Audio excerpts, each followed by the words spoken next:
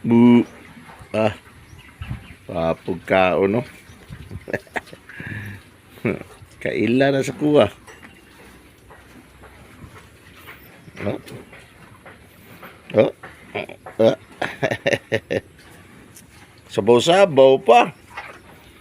Butang nga na mo sabaw ilahang kuan pagkaon ba. Hmm.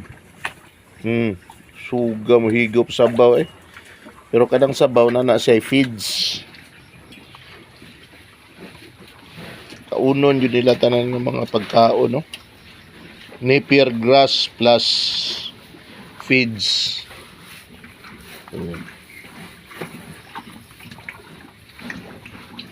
Kina oh.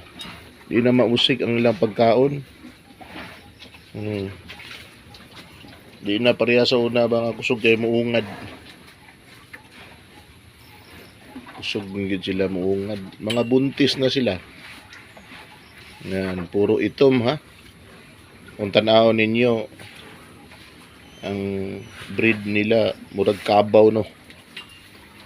Oh, pero baka ni.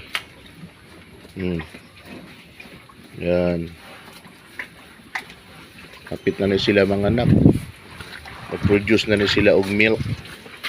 Unya, ang milk nila i-supply na mo sa NDA, i-consolidate para i-support sa feeding program sa DepEd. I-process na siya and then ipainom sa mga bata. In this way, sa pagpamuhi na tug baka, nagpakaon ta sa mga gigutom, nagpainom sa mga giuhaw. Ayan. Wala gid nato ginatipid ang ilahang pagkaon. Sa isa ka adlaw kada baka mukaon og more or less 20 kilos. Yan.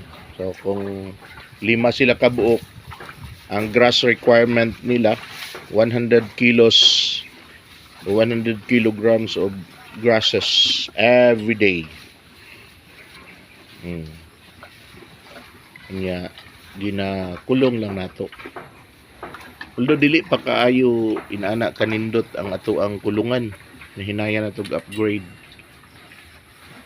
Naami diri sa Purok Pakikisama B sa Albores Farm ha? Sa Rizal, Bansalan, Davao del Sur. Yan. Nanay siya ka gamay lang. Gamay raman ning ato ang gihimo nga kulungan kumpara sa mga dagko. Pero sa project nga atong gi-engage, wala ta nag-start og dako kay wa pud tay ikakapital unya. Beginner pa man pud ko sa dairy farming. Within this year mag-produce na sila og milk. I hope and pray nga mapanalangin na ng ato ang agribusiness venture dinhi sa Albores Farm and Shrine.